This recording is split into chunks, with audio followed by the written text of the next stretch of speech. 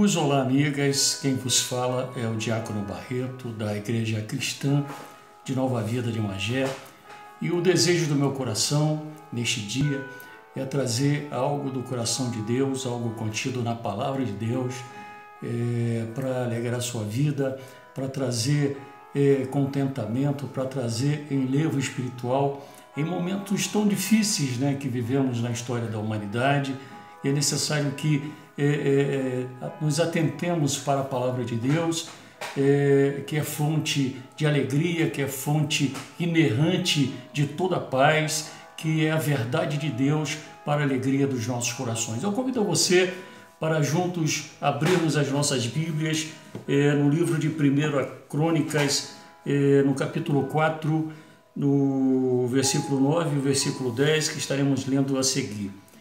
Diz o seguinte: foi Jabes mais ilustre do que seus irmãos.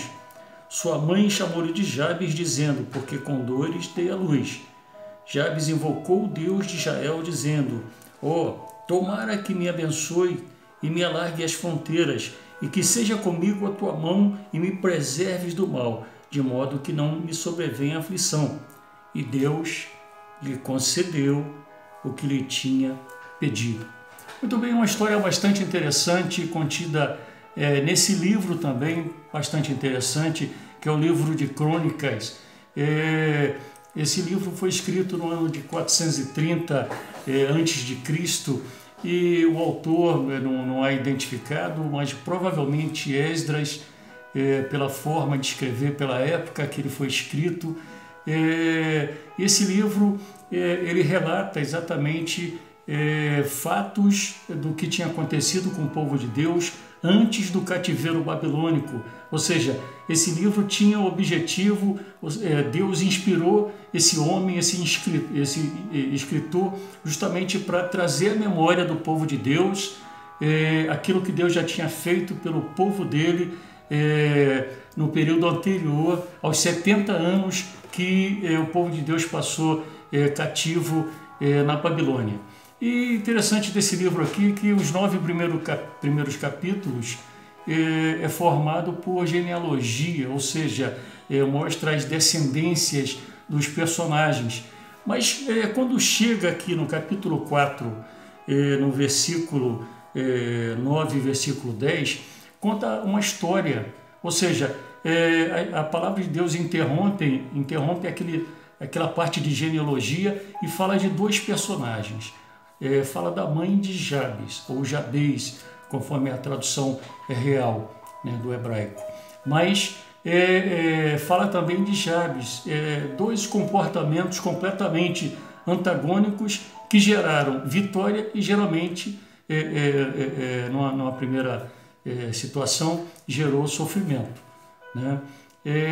Primeira situação que temos que analisar aqui é a respeito da mãe de Jabes. A mãe de Jabes, ela colocou o nome de Jabes porque certamente ela estava se lembrando mais da dor que ela sofreu. Ou seja, imagina colocar o nome de um filho baseado naquilo que você viveu, naquela experiência negativa que você viveu.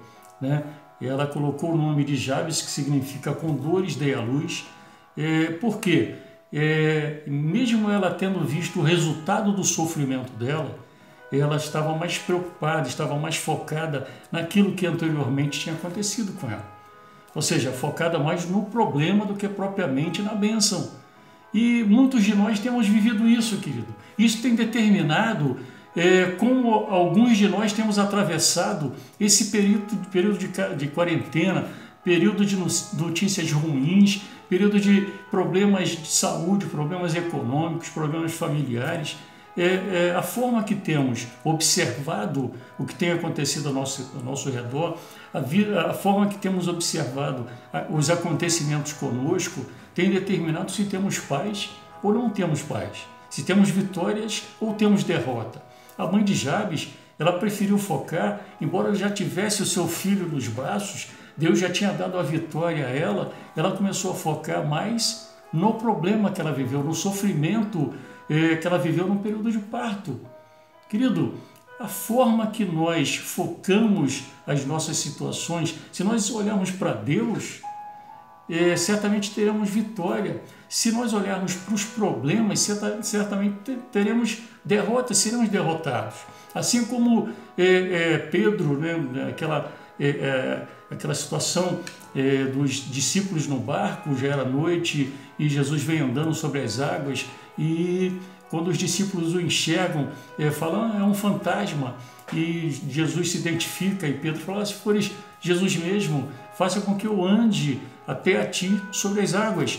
E Jesus falou, então venha. Pedro desceu do barco, começou a andar sobre as águas, olhando para Jesus. Quando ele começou a olhar para o tamanho das ondas, ele afundou e teve que pedir ajuda a Jesus. E às vezes também acontece isso nas nossas vidas. Quando nós focamos os nossos problemas, a fé ela é diminuída. Nós temos que focar em Jesus para ter a nossa fé alimentada em Jesus, para continuarmos a nossa jornada e não desanimarmos. O tamanho do nosso problema não é maior do que o nosso Deus. Nosso Deus é muito maior e nós temos que ter isso em nossos corações. Portanto, um exemplo negativo que não devemos focar, o exemplo da mãe de Jabes. Mas temos o exemplo positivo de Jabes. Jabes era uma pessoa que, assim como a maioria de nós, tinha tudo para dar errado. A vida dele era uma vida que já começou em sofrimento e vivia, imagina, alguém está andando na rua e o outro chama, com 2 dê a luz, vem cá, quero falar contigo. Aquilo deveria trabalhar a autoestima de Jabes, diminuir a sua autoestima, mas não. Jabes, ele olhou para Deus. Ele, embora o povo de Deus tinha passado aqueles 70 anos no cativeiro babilônico, isso não tinha afetado a fé de Jabes. Muitos dos servos de Deus, muitos do povo de Deus, começou a abraçar a fé dos babilônicos, né? Mas Jabes não. Jabes, a palavra diz aqui que Jabes, ele foi mais ilustre do que os seus irmãos. E a palavra de Deus diz que Jabes invocou o Deus de Israel. Ou seja, Jabes orou, e Jabes orou ao Deus certo. E muitos têm pedido, têm acreditado em tantas coisas, né? Mas Jabes, ele conhecia o Deus de Israel. Ele sabia o que outrora esse Deus tinha feito na vida dos seus pais. E o que acontece? Jabes invocou, e não é só invocar, temos que invocar o Deus certo, e a palavra de Deus diz que ele invocou o Deus de Israel, e ele fala que tomara que me abençoes, e olha só, a confiança dele era tão grande nesse Deus, que ele não chegou a fazer pedido específico, ele falou assim, tomara, ou seja, se o Senhor quiser, me abençoe, se não quiser, eu já estou abençoado, porque eu já te conheço. Eu já tenho o Senhor em mim, já tenho o Senhor na minha vida, mas tomara me abençoe. Né? E ele não especificou a bênção. E muitas vezes a gente foca mais na bênção do que no abençoador. E Jabes não fez isso. Né? E isso certamente agradou o coração de Deus. E ele continua aqui, que me alargues as fronteiras. Interessante que os estudiosos, os eruditos, eles entendem esse alargar as fronteiras como me abençoes mais, para que eu abençoe outras vidas, ou seja, me abençoe na minha capacidade de abençoar outras pessoas. E essa é a oração que agrada o coração de Deus. Essa é a oração que chega no coração de Deus e que Deus ouve. E às vezes nós somos muito ensimesmados, nós pensamos muito em nós, nas nossas orações, falamos muito em nós, Senhor, preciso disso, preciso daquilo outro. Mas nós temos o exemplo de Jó, no capítulo 42 do livro de Jó, e a palavra de Deus diz muito claramente que Deus mudou a sorte de Jó quando esse orava pelos seus amigos. Então, se existe uma oração que Deus ouve e que certamente agrada o coração de Deus, e Deus responde, é quando nós oramos pelos nossos amigos, pelas pessoas, quando nós agimos como intercessores, porque na verdade não existe o cristão do eu sozinho. O cristianismo tem que ser vivido para abençoar a vida. O cristão, ele é levantado para abençoar a vida. Quando nós entendemos isso e oramos dessa forma, Deus abençoa. E a palavra de Deus diz aqui ainda, e seja comigo a tua mão. Jabes continua a sua oração, pedindo ao Senhor que a mão de Deus fosse sobre ele. Ou seja, ele estava colocando para Deus o seguinte, Senhor, eu necessito que o Senhor me sustente, eu necessito que o Senhor me guie com as suas mãos, porque eu não consigo e não tenho força para caminhar com as minhas próprias pernas. E essa é uma oração que agrada a Deus também. Nós confiarmos o nosso futuro, o nosso dia a dia, as nossas situações. Mas isso aqui é tão pequeno, eu resolvo. Querido, das menores às maiores coisas, nós temos que entregar nas mãos de Deus, para que Deus esteja na direção. Tudo aquilo que nós tentamos fazer por conta própria, o resultado é derrota. E Jabes continua na sua oração e fala assim: e que me preserves do mal. Interessante que ele não pede a Deus assim: Deus, me livre do mal. Ele fala assim: me preserves do mal. Porque quando a gente vai entender isso aqui, me preserves do mal, ele está pedindo exatamente o seguinte: Senhor, não permita que eu pratique o mal.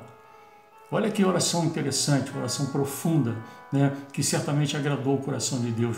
Senhor, eu reconheço que eu tenho uma natureza adâmica, que eu tenho uma natureza voltada para a prática do mal, mas em Ti eu sou capaz de praticar o bem.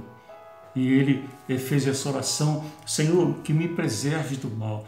Olha que oração interessante, que certamente Deus ouviu. E ele continua aqui: e não me sobrevenha aflições.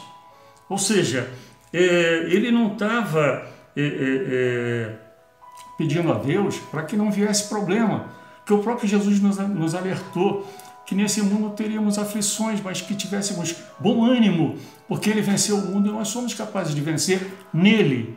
Né? Nós, pela nossa força, não somos capazes, mas nele, Jesus, nós somos capazes de vencer os nossos problemas. E ele está pedindo aqui: Senhor, que não me sobrevenham aflições. Interessante, problema é algo externo, aflições é algo interno. Ou seja, o que ele estava pedindo a Deus? Que os problemas não gerassem aflição, ou seja, não atingisse o seu coração, a sua alma, porque aflição é a falta de paz em nossos corações. E Jabes estava pedindo exatamente: Senhor, ainda que me venha problemas, não permita que me venha aflições. E o resultado dessa oração diz aqui no final do versículo 10: e Deus lhe concedeu o que lhe tinha pedido. Querido, nesses momentos tão difíceis que a humanidade está vivendo, nesses momentos de pandemia, esse momento de isolamento social, esse momento de desemprego, de fome, nesse momento de falta de saúde, de notícias ruins, o que vai determinar a minha vitória ou a minha derrota é o meu grau de relacionamento com Deus. Ou seja, nós vemos dois exemplos aqui nesse texto. A mãe de Jabes, que mostra claramente que ela não tinha um grande relacionamento com Deus, porque ela, ao invés de estar grata a Deus, porque tinha Jabes nascido e ele estava nos seus braços, ela foca nos problemas. Mas a Bíblia também está mostrando aqui esse personagem Jabes, que tinha um grande relacionamento com Deus, e o resultado disso é que Deus ouviu a sua oração. Como é que está o seu relacionamento com Deus nesses momentos de dificuldade? A sua vitória está diretamente relacionada ao seu grau de relacionamento com Deus. Mas, Barreto, como é que eu faço para me relacionar com Deus? Eu te respondo: ouvindo a voz dele e falando com ele. Mas como é que eu faço, Barreto, para ouvir a voz dele? Eu diria para você: a profecia de Deus é a palavra dele. Consulta a palavra de Deus, consulta a Bíblia Sagrada. Barreto, como é que eu ouço a voz de Deus? Ou melhor, na palavra dele. Como é que eu falo com Deus? Dobre o seu joelho, se humilhe diante dele, em orações, né? E certamente ele vai te ouvir. Assim como a palavra diz aqui, e Deus concedeu o que ele tinha pedido, ou seja, porque ele pediu da forma certa, da forma que Deus se agrada. Portanto, vou repetir: o seu grau de relacionamento com Deus vai determinar a sua vitória ou a sua derrota, o seu fracasso ou a sua vitória, né? A sua, vamos dizer assim, a sua paz ou a sua falta de paz. É o grau de relacionamento com esse Deus que vai determinar tudo isso. Portanto, se relacione com esse Deus. Busque a Ele, porque Ele é um Deus fiel e poderoso. O autor de todo o universo, que rege todas as coisas. Ele está com os seus ouvidos abertos para ouvir as nossas súplicas e chega a se inclinar para nos ouvir. O desejo do meu coração é que Deus te dê uma semana de bênção sobre bênção e que a todos abençoe rica e abundantemente.